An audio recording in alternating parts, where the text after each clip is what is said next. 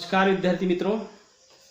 सर्वप्रथम मैं प्राध्यापक निवृत्ति लोखंडे आप सभी का हिंदी विभाग की ओर से हार्दिक अभिनंदन करता हूं, क्योंकि आपने जीवन की एक महत्वपूर्ण परीक्षा जिसको 12वीं की परीक्षा कहा जाता है, आपने उसको सफलतापूर्वक उत्तीर्ण किया है और आपने महाविद्यालयीन जीवन के प्रथम वर्ष में प्रवेश लिया है। इसके लिए भी आप बधाई के पात्र हैं। मैं आपके सामने प्रस्तुत हूँ। आपने जो हिंदी विषय लिया है उसके बारे में अध्यापन का काम जो है मैं और डॉक्टर अपर्णा कुचेकर मैडम करने वाले हैं। तो सर्वप्रथम मैं आपको बताना चाहता हूँ कि आपके 6 पेपर में से एक ऐच्छिक या ऑप्शनल पेपर जिसको कहते हैं हिंदी का पेपर आपने लिया है और उसका अध्यापन मैं करने जा रहा हूँ। और आगे के लेक्चर में वीडियो में पाठ्यक्रम चर्चा हम करने वाले हैं। फिर भी आरंभ के लेक्चर में मैं थोड़ा सा आपको हिंदी भाषा के बारे में, हिंदी के करियर के बारे में थोड़ा सा आपको अवगत करना चाहता हूं। तो इसलिए हम थोड़ा सा पहले हिंदी भाषा के महत्व को समझेंगे और आगे की पढ़ाई जो है पाठ्यक्रम के अनुसार हम जो शिक्षा पद्धति अपना रहे हैं उस शिक्षा पद्धति के बारे में बहुत सारे प्रश्न चिन्ह या बहुत सारे संदेह जो है लोगों के दिलो दिमाग में छाए हुए हैं। फिर भी बदलते परिवेश के कारण हमें इन सभी गतिविधियों से गुजरना पड़ रहा है। अब तक आपने 2 साल ऑफलाइन के माध्यम से पढ़ाई की थी और इस कोरोना काल के कारण हम इस स्थिति तक आ गए हैं कि पढ़ाई निरंतर जारी रहे और वह भी पढ़ाई सुरक्षित रहकर अपने घर में बैठकर हम कर सकें। इसलिए प्रशासन की ओर से, विश्वविद्यालय की तौर से और महाविद्यालय की ओर से ये प्रयास किए जा रहे हैं कि अपने छात्रों को घर बैठे सुरक्षित वातावरण में उनको शिक्षा दी जाए। इसलिए हम महाविद्यालय की ओर से तथा विश्वविद्यालय की ओर से ये प्रयास कर रहे हैं कि आप सभी को ये कोरोना काल की स्थिति जब तक मौजूद है तब तक संपूर्ण अध्यापन जो है इस ऑनलाइन पद्धति के आधार पर करने वाले हैं। मेरा आपसे विनम्र अनुरोध है कि कृपया आप इसके माध्यम से चल रही पढ़ाई को थोड़ा सा गंभीरता से लेते हुए अपने करियर के बारे में सतर्क रहें और मौजूदा स्थिति में अपने जीवन का एक महत्वपूर्ण वर्ष उसको न खोए। इसलिए आई हुई परिस्थितियों का सामना करते हुए हमें आगे बढ़ना है। कहते हैं कि ज़िंदगी का असली नाम ही है जो आगे बढ़ती है, रुकना ज़िंदगी का नाम नहीं है। इसलिए हमें पैतरा बदलना पड़े लेकिन इस ज़िंदगी की नैया को आगे बढ़ाना है। और मैं समझता हूँ कि आप भी लोग इस बात को भली भांति समझ चुके होंगे कि पिछले 6-7 महीने से ये सभी स्थितियाँ जो है बन गई है और हम अपने घरों में बंद पड़े हैं, लेकिन ज़िंदगी रुकती नहीं है। ज़िंदगी को कोई रोक नहीं सकता। हर हालात में इंसान को जीना पड़ता है और वही हालात जो है एक समझ लीजिएगा कि हमारे सामने परीक्षा के तौर पर मौजूद है। तो हम सभी जो है इस स्थिति को भली भांति समझ चुके हैं। हमें कैसे मार्गक्रमण करना है ये भी हमें ध्यान में आया है। और जब तक इस कोरोना पर कोई इलाज या कोई वैक्सीन निकलती नहीं है तब तक हमें अपने ज़िंदगी की दौड़ को आगे बढ़ाते रहना है, क्योंकि रुकना नाम ज़िंदगी का नहीं है। तो चलिए इस तरीके से ही सही अपने ज़िंदगी को संवारने का हम प्रयास करेंगे और आपको हमारी ओर से वो सभी सेवाएं या वो सभी सहायता दी जाएगी जो आप चाहते हो। मैं चाहता हूं कि हमने TYBA के छात्रों के नंबर लेकर हमने व्हाट्सएप ग्रुप बनाया है और उस ग्रुप के माध्यम से हम अपनी सूचनाएं जो है उसकी लेन देन कर सकते हैं। तो मुझे लगता है कि आप इसमें अपनी सहभागिता देंगे और आपको जो उचित लगे, आपको जो आवश्यक है उसके बारे में हम सभी जो है हमारी गतिविधियां चलाते रहें। तो ठीक है, मौजूदा हालातों को अनदेखा किए बगैर हम इस ऑनलाइन शिक्षा पद्धति को थोड़ा सा अपना रहे हैं। नए नए तौर पर थोड़ा सा आपको हजम नहीं होगा, लेकिन जैसे जैसे किसी भी मौजूदा परिस्थिति में हम समय बिताते हैं वो परिस्थिति अपनी सी लगने लगती है। मुझे लगता है ये ऑनलाइन टीचिंग भी शायद कुछ समय पश्चात आपको सही लगने लगेगा या अच्छा लगने लगेगा। तो चलिए इसके माध्यम से ही सही अपनी ज़िंदगी की दौड़ जो है आगे बढ़ाते हैं। ठीक है, तो आपने अब तक महाविद्यालय स्तर के 2 वर्ष पूर्ण किए हैं और 2 वर्ष पूर्ण करते करते आपने महाविद्यालय के इस तीसरे चरण में आ गए हैं, जहाँ पे हम कह सकते हैं कि तीसरे साल आपको ग्रेजुएशन की डिग्री दी जाती है। अब डिग्री लेते समय हमारे मन में बहुत सारे प्रश्न या हमारे मन में बहुत सारी उत्कंठाएं होती है कि आगे क्या करें। अर्थात किसी भी डिग्री को हासिल करना है तो हमें पहले ये सोचना पड़ता है कि उसका भविष्य क्या है और उसके बारे में हम क्या सोच रहे हैं, मेरी योग्यता क्या है, मैं किस दिशा से आगे बढ़ना चाहता हूँ और मेरा करियर क्या है। अर्थात ये सभी स्थितियाँ जो है मौजूदा हालात में तो और भी मतलब चिंतनीय बन गए हैं। ये विषय अर्थात ये प्रश्न हमें टालने से काम नहीं चलेगा, क्योंकि हमें अपना जीवन बनाना है, अपना करियर बनाना है, ज़िंदगी जीनी है, हर हालात में हो। तो ठीक है, तो समझ लीजिएगा कि अब हमें जो भी सोचना है या जो भी कुछ करना है सोच समझ कर करना है।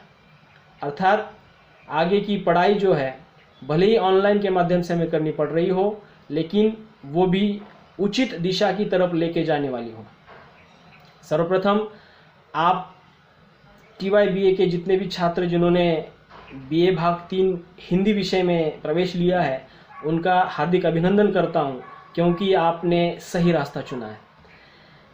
मैं ये बात इसलिए कह रहा हूं क्योंकि भाषा जो है इंसान को जिंदा रखती है।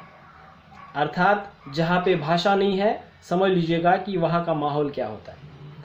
मतलब भाषा इस विषय को आपने चुना है, मतलब आप उतने गंभीर हैं अपने जीवन के बारे में सोचने वाले कि भाषा को महत्व दिए बगैर हम अगर आगे बढ़ेंगे थोड़ा सा मुझे लगता है कि बहुत सारी समस्याएं आगे आ जाती हैं।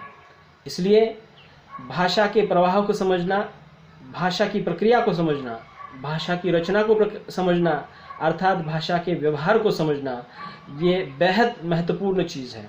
तो चलिए इस भाषा को ही अगर हम रोज़गार की नज़र से देखें तो मुझे लगता है कि बहुत सारे उलझने जो है हमारी हल हो जाएंगी।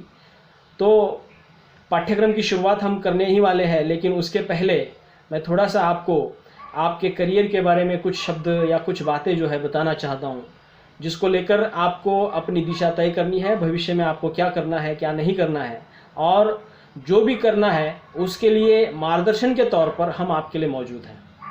तो थोड़ा सा मैं आपने जो विषय चयन किया है, हिंदी को लेकर आपने जो स्पेशलाइजेशन का विषय चुना है, उसको लेकर थोड़ी सी बात रखने वाला हूँ। अर्थात हिंदी के माध्यम से कैसे करियर किया जा सकता है, हिंदी के माध्यम से आप कहाँ कहाँ पे रोज़गार प्राप्त कर सकते हो, ये बातें थोड़ी सी मेरे इस वक्तव्य में आ जाएंगी। और मुझे विश्वास है कि आप इसे थोड़ा सा गंभीरता से लेते हुए आप इसे अपने दिलो दिमाग में जो है बसाएंगे और उस दृष्टि से प्रयास करेंगे।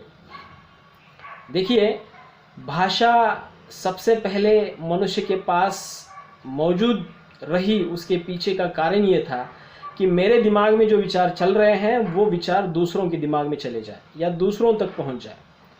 तो भाषा का ये सिलसिला जैसे जैसे बढ़ता गया वैसे वैसे भाषा के अनेक उपादान जो है हमारे सामने आने लगे, और आज जो है भाषा रोज़गार की भाषा के तौर पर भी सामने आ रही है। विशेषतः हिंदी भाषा जो है आज रोज़गार के तौर पर अपनाई जा रही है।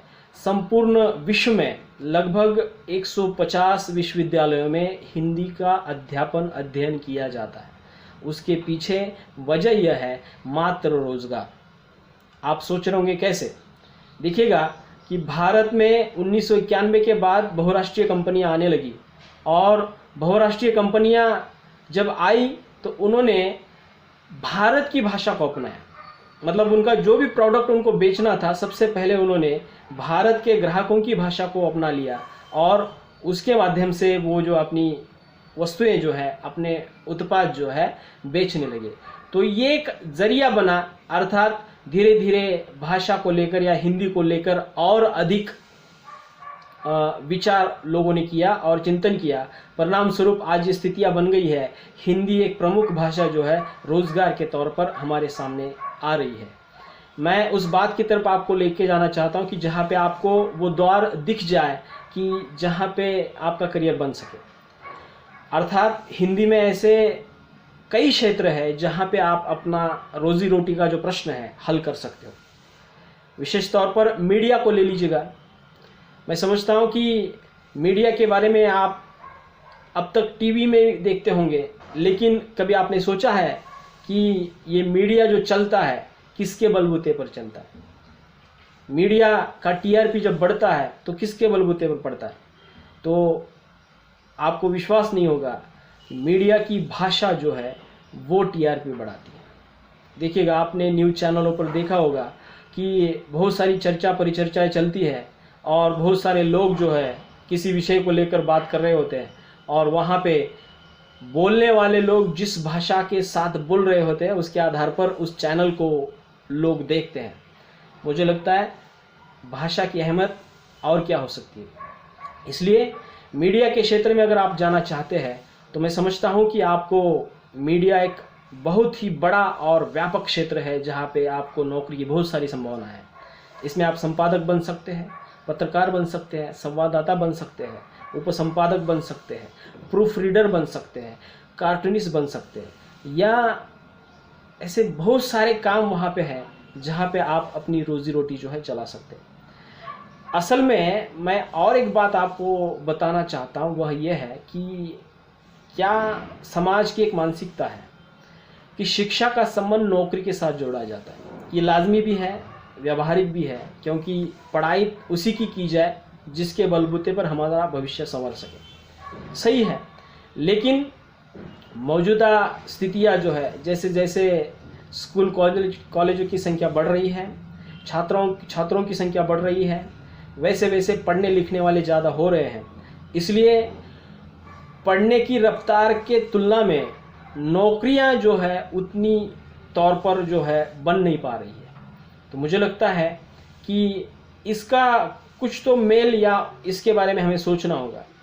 अर्थात 10 साल, 20 साल या 30 साल पहले की स्थितियाँ और थी और आज की स्थितियाँ और है। आप देख रहे होंगे कि 30 साल पहले किसी कंपनी में 100-150 लोग जो है काम कर रहे थे, आज वहाँ पे मात्र 40-50 लोग काम कर रहे हैं। मतलब कितने लोग कम हो रहे हैं? उसके पीछे कारण है मशीनीकरण। अर्थात हर कोई उद्योगपति, हर कोई मालिक जो है यही चाहता है कि मेरा ज़्यादा से ज़्यादा काम हो सके और कम से कम लागत में, अर्थात कम से कम खर्च में। अर्थात हमें सोचना होगा कि अगर जो नौकरी देने वाला है वही अगर हमें उस तरह की मांग कर रहा है, तो जहाँ पे मशीन आ रही है, समझ लीजिएगा कि वहाँ पे मनुष्य जो है निष्क्रिय बनता जा रहा है, अर्थात उसके हाथ से काम छीना जा रहा है। इसलिए हमें इस स्थिति को गंभीरता से सोचना होगा। अगर मनुष्य का पर्याय मशीन बन रहा है तो हमारा क्या होगा? मतलब हमें ये सोचना होगा कि हम कौन से क्षेत्र में चले जाएं जहाँ पे हमारा पर्याय मशीन न बन सके। आपके बात समझ में आई होगी कि आप लगभग देखते होंगे कि सभी क्षेत्रों में आज मशीन जो है काम कर रहा है। विशेषतः कंप्यूटराइजेशन के कारण जो है बहुत सारे लोगों के रोजगार गए हैं। अब मैं थोड़ा सा विषय को और गहराई तक न ले जाते हुए सीधी बात जो है उदाहरण के तौर पर समझा देता हूं। आपने अमेज़न कंपनी का नाम सुना होगा। अर्थात वो एक शॉपिंग कंपनी है, ऑनलाइन शॉपिंग कंपनी है, जहाँ पे आपने कुछ व्यवहार भी किए होंगे, कुछ वस्तुएं आपने खरीदी होंगी, वो आप तक आती है।